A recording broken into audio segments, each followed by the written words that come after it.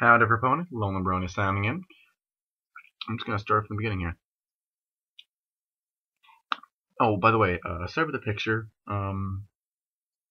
Basically, I mostly chose the picture because I love Magic the Gathering, and this was just too rich to keep up. No, this was too rich to resist.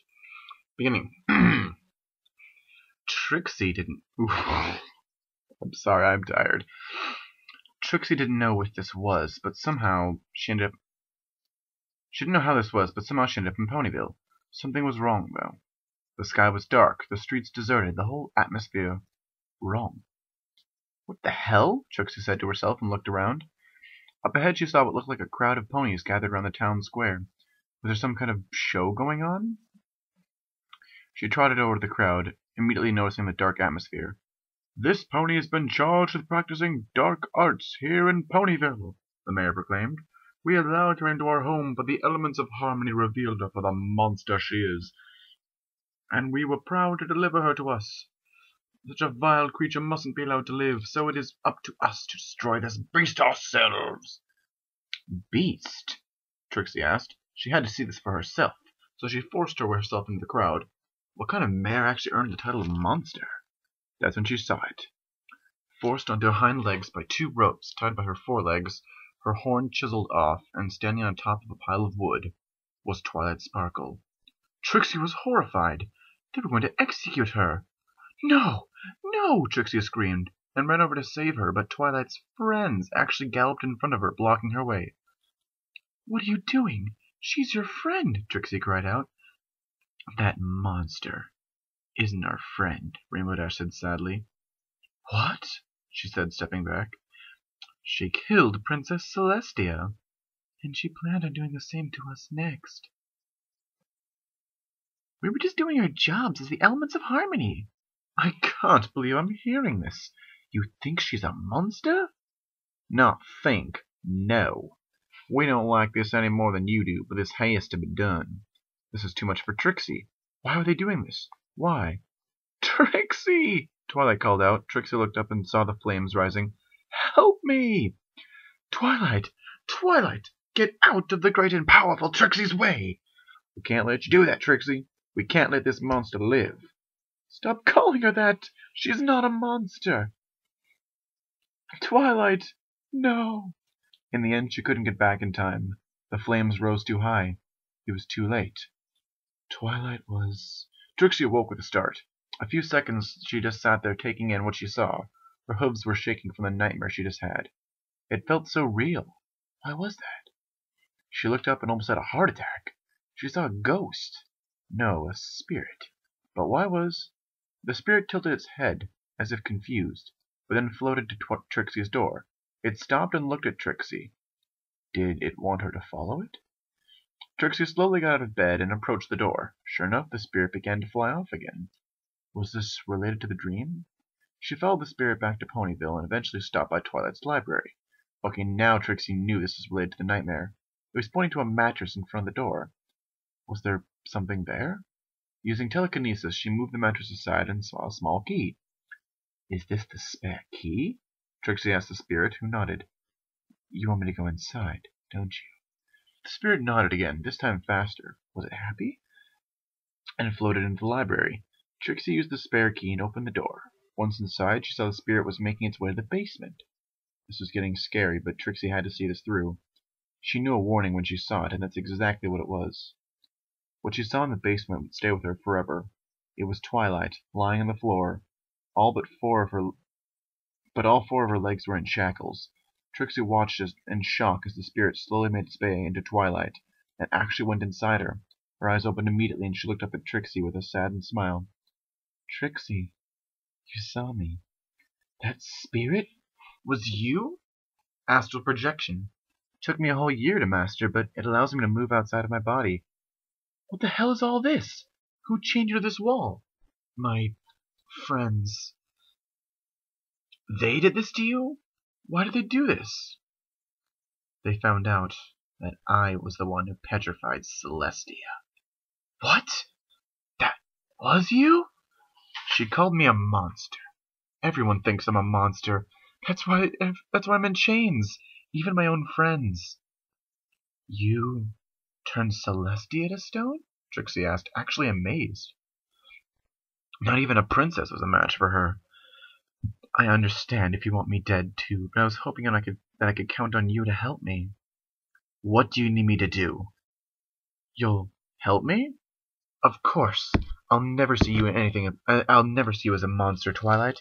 I'll do anything you need me to do. Twilight looked down for a second, then looked up at Trixie. In my room, there's a golden chest. In it are a number of books I need you to get. Books on alchemy, conjuration, necromancy, and illusion magic. It should be obvious which books are for what. These sound like dark magic. True magic is neither light nor dark. It's how you use it. I'm also going to need to borrow your body every other day, starting in the morning. My body? In my astral form, I can possess a pony by entering their body when they're asleep, but only if that pony allows me to. You won't have any memories of the days when I'm in control, but I promise I won't do anything to harm you, and I'll keep you posted on what happens. That's fine. I trust you. If it'll help you get out of here, then use my body as you see fit. Please. Trixie, Twilight said, tearing up. Trixie walked over to Twilight and hugged her. I'll save you, Twilight. I promise. Trixie turned and was about to leave, but Twilight called out to her. Trixie, wait. You should leave the spare key where you found it, just in case my friends come. I can't let them know that you got in. I understand.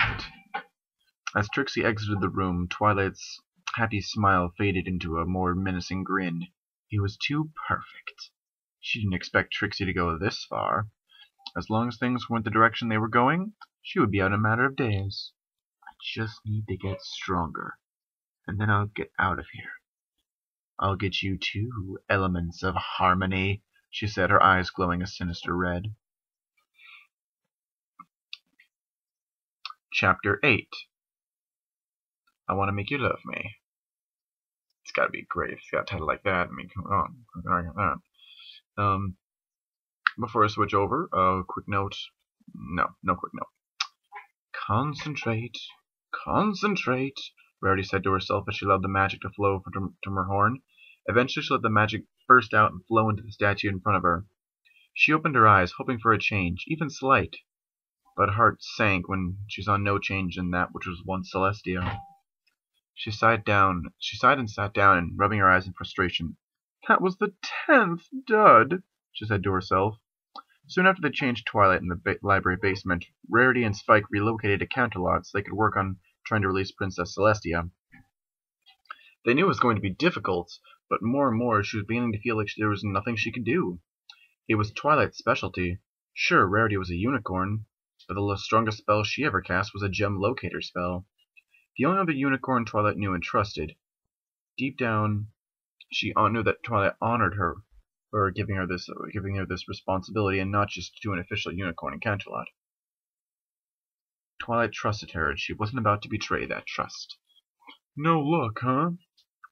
What did Twilight do to her? I mean, I know this is the princess, but I barely feel any life. You don't think she's actually... No, Spike, I don't. I refuse to believe that Celestia is dead, and I don't want you to think that either. Cheer up, Spikey Wikey. Spike giggled. There, that wasn't so hard, right? Rarity, how do you do that? Do what? Remain so confident. Twilight admitted she was behind all this, but you didn't seem to be fazed at all. I never really thought of that. Truth is, there are a lot of times I want to cry, but I don't. Why not? Spike asked, now looking really worried. That made Rarity smile a bit, thinking about how much he really cared.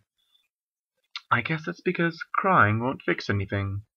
I mean, sure, I'll cry a little while when situations are, a bit more minor, but when the rough gets when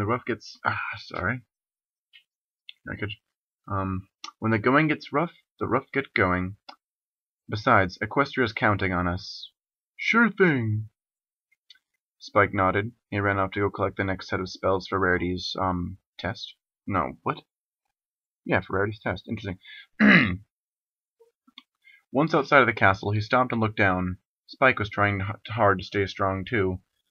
He was so young in dragon years that the second he heard she was in pain, he instantly thought of her.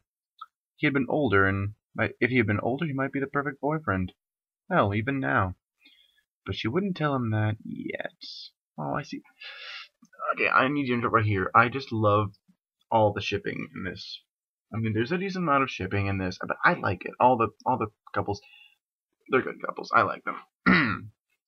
It had been a week since they had restrained Twilight, and it felt like every pony involved was feeling the weight of it.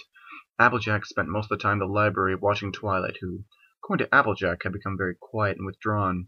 Rainbow Dash stayed away from every pony except Pinkie Pie, who seemed to have lost a bit of the pep in her step. With Spike and Rarity staying in Canterlot, poor Fluttershy was quite alone. She was used to being alone, but without her Saturday's spa with Rarity, the days seemed to wear on. She tried to go by herself, but it just wasn't the same with her best friend there. This time, Fluttershy spent most of her time at Sweet Apple Acres, watching Big Macintosh work. Being a Pegasus, she could sit on the clouds and watch him outside of his line of sight. He worked so hard. Being the largest in the family, it was his job to plow the fields. Every day he was out pulling that large plow of his, and every day Fluttershy was outside in the cloud watching him. It had become the new highlight of her day. Macintosh stopped and rested a bit. This was her chance, Fluttershy thought. All she had to do was go over to him and tell her how she felt. She jumped off the cloud and lightly landed a bit behind him. As she approached Macintosh, her heart began to race. She was becoming it was becoming a bit too much for her. How badly she wanted to wrap those powerful forelegs around and kiss her. Not on one of those sweet pecks on the lips. She was talking about full-blown kissing. She breathed in and sighed. He smelled so nice, even after working so hard. She was trembling now. She couldn't take it. Screw telling him how she felt. She was going to throw herself on him. Let him take her right there.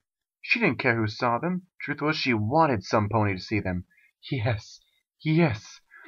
This was her moment, her chance. Goodbye, Philly Fluttershy, and hello. Oh, hey, Fluttershy, Big Macintosh said, turning to her suddenly. Fancy running into you here. And it's gone. And the passionate beast from earlier clammed up instantly. Hi, Ram Macintosh. Are you looking for Applejack? I reckon she's at the library. Well, no, I wasn't looking for Applejack. In fact, I was talking from the clouds like I do every morning, fantasizing about the wonderful yet naughty things I want you to do to me. Yeah, I could totally tell you that. I wouldn't run away. Then maybe you wouldn't run away from Ponyville. No, maybe you wouldn't run too far away from Ponyville. I, just got here. Yeah, and I was passing and I saw you, but you looked really busy, so I'll just talk to you later. Hang on a sec. Macintosh called out, and Fluttershy jumped to fly away. As Fluttershy jumped to fly away, yes? She suddenly turned to him, which she thought was the dumbest smile ever. I went to the library the other day, but it said it was closed, and lately Applejack has been spending a lot of her time there. Thing is, I reckon there's something she ain't telling me. You know what's going on? Uh-oh. Applejack didn't tell Big Macintosh about Twilight? Why should she? Do you really want to know? Yup, Macintosh said. I actually said that line before I even realized what I was saying. That's so natural. Oh boy, this was a doozy. Was this supposed to be a secret? They never told any pony about it, but was it okay for Macintosh to learn? He was family, after all. Well, Twilight's going through something right now, and she's away for a bit. She's watching the library for a while, and Applejack's watching the library while she's away. Why didn't Applejack just say that? Macintosh asked, clearly irritated. Well, she's not trying to spread it around. Twilight's really private, so we don't want to spread her business around. Okay. Spreading your business around, that's a new one. No, sorry, I have a bad mind. Ooh, crap, thank you for actually, because I laughed like that, I noticed we're getting close to the time limit. Okay then, Big Macintosh said, I'll keep it a secret. And I'm going to stop there and cut this episode off. Quick thing, post in the comments if you want me to somehow put some kind of link to the Magic the Gathering cards I make out of My Little Pony. I mean, I've made some ones for a video game I play called Guild Wars, but I'm recently starting an MLP version, so I'm making some MTG cards. If anybody's interested, go ahead and comment. Bye, everybody.